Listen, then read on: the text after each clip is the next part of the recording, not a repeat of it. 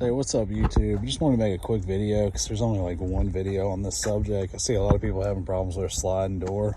They've got the slide door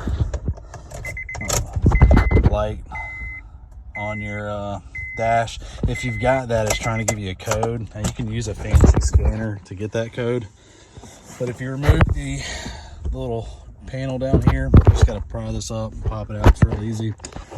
You're going to want to stick a piece of tin foil right above that blue relay right there. I'll show you. Let me stick that in there off camera.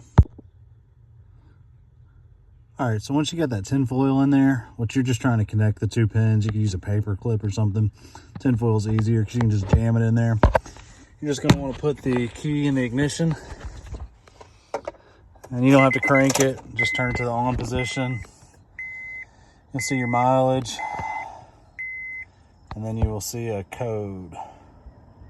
And you're going to want to research that code. That'll tell you what your problem is. But yeah, hope this video helps somebody. If it did, maybe like it, leave a comment, subscribe to the channel if you like videos like this.